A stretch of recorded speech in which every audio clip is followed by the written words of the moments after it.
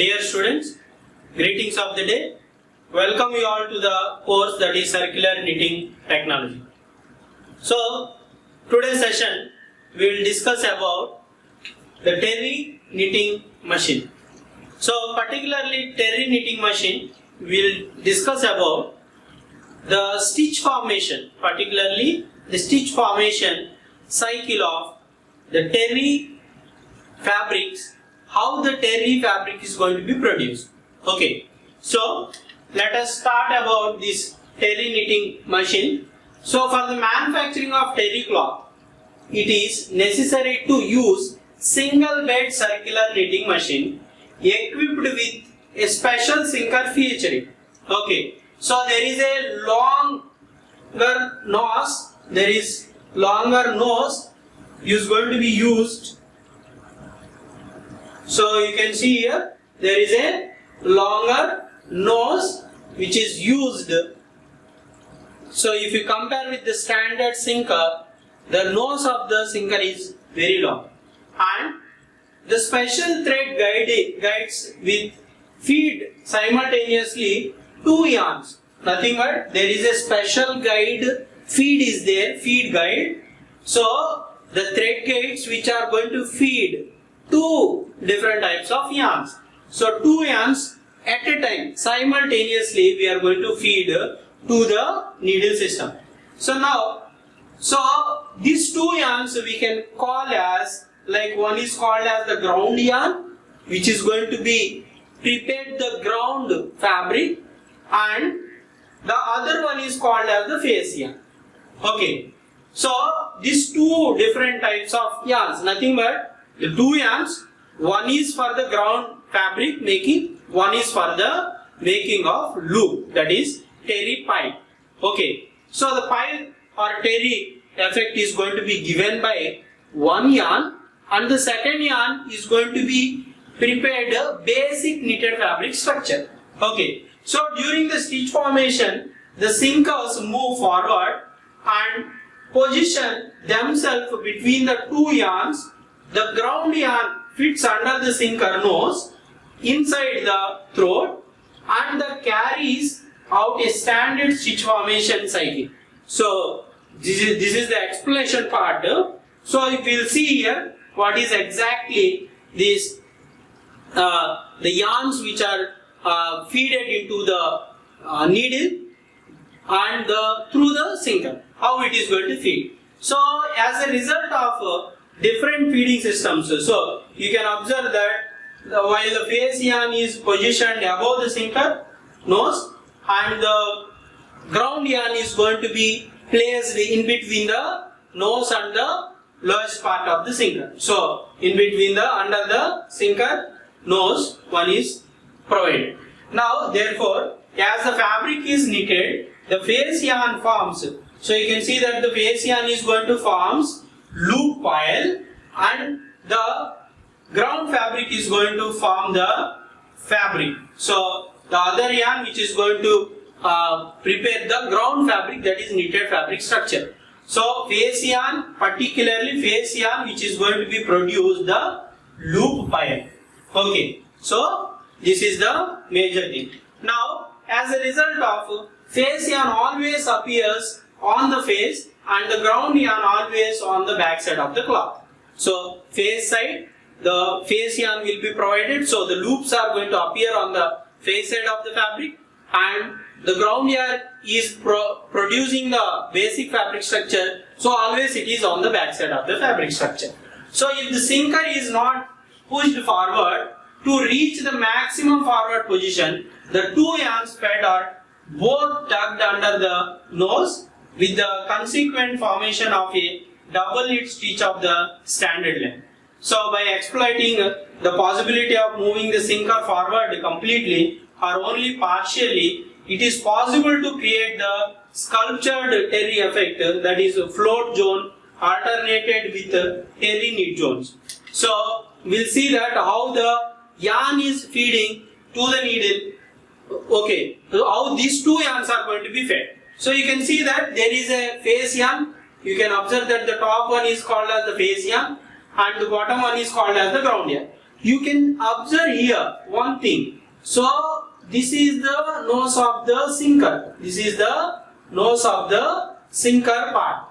Now you can see here the yarn which is there, the yarn which is face yarn, above the nose it is feeding to the needle, and the ground yarn which is feeding bottom side of the nose. So the sinker holds the yarn particularly with the ground yarn. So this is how it is going to feed to the needle. So you can observe this is the needle, but what is happening is both the yarns are forming the loops, but the loop length is going to be different for face yarn as well as the ground yarn. Okay, so that is nothing but the ground fabric and the face side of the yarn which is formed as a pile structure. So we will discuss stepwise what is and how the yarn is going to feed to the needle, okay, and how the sinker actions are there in the terry pile fabric formation. Okay, so you can see here, so terry formation steps can be described as follows. So step A, the sinker reach their maximum forward position towards the center of the cylinder and are momentarily stopped. So it was forwarded. So both the yarns which are present on the needle, so the needle is there inside these two yarns. During this step, they must retain the previous loop on the needle stem, allows the needle to rise, reach the knitting position, and prepares the receive the two yarns. So it is preparing to receive the two yarns fed by the yarn guide. So in this starting position, the face yarn is on the sinker nib, and the interloop is in the form of throat. So interloop is in the throat. So in the throat of the sinker, the ground yarn is there, and on the nib of the sinker, that is top of the sinker nib, we have that is face yarn. Okay, so you can see that this is the face yarn, this is the face yarn. Now this is the face yarn and this is the ground yarn, and this is your sinker throat part. So inside the sinker throat part, the ground yarn we are going to feed. Ground yarn we are going to feed, and above that we are having the face yarn. This is the face yarn. Now you can see that the step B, the sinker starts their back stroke to allow the yarn guide to feed the yarn, to feed the needle with the two yarns at different heights. Two yarns at different heights. So the guide, the ground yarn fed into the lower part of the needle hook, inserted into the sinker throat, while the face yarn fed in the upper part of the hook. Face, as I told, face is upper part of the hook.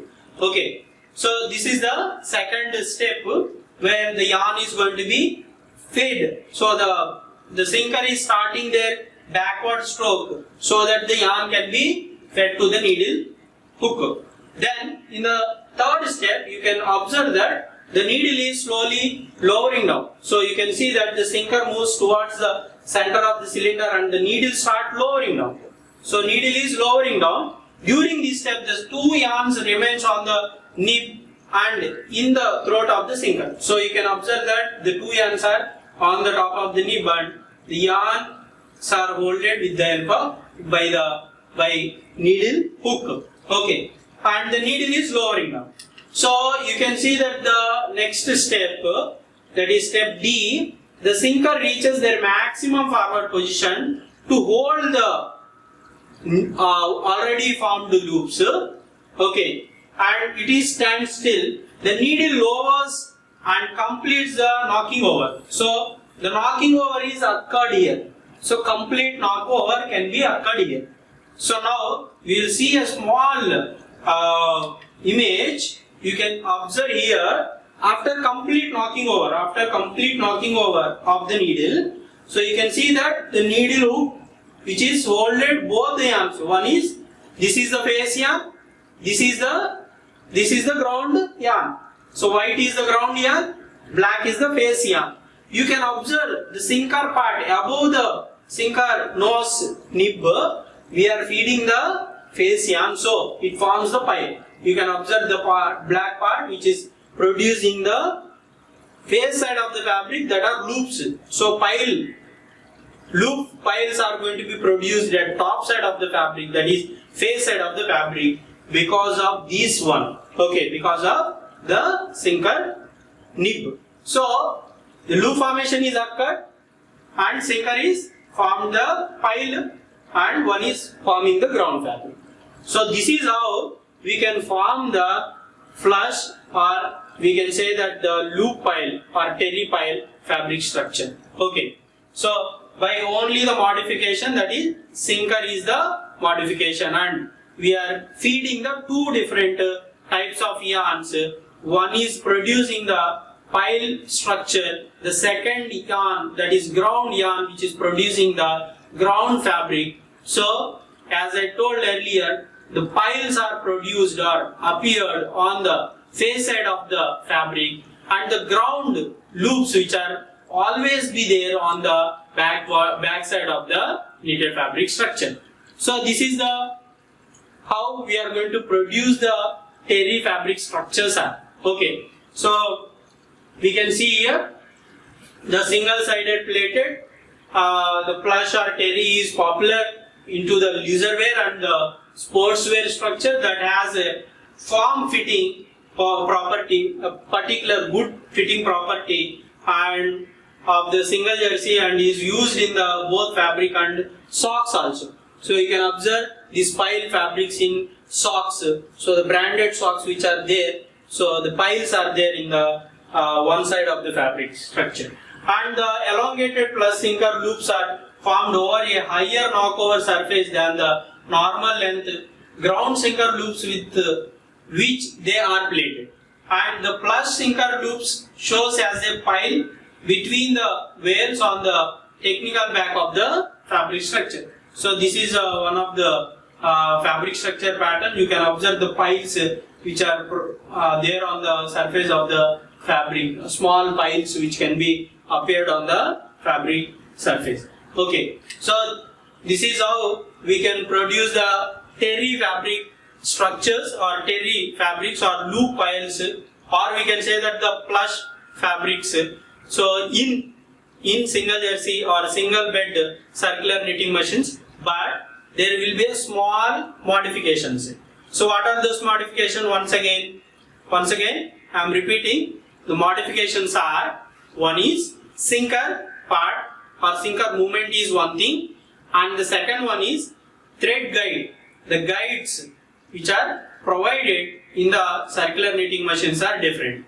Instead of one guide, yarn guide, we have two yarn guides, separate guides with positioned into the particular knitting machine, so that the one yarn will be act as a ground fabric and the second yarn act as the loop piles on the fabric structure. Okay, so in the next session we will discuss one more special knitted fabric structures.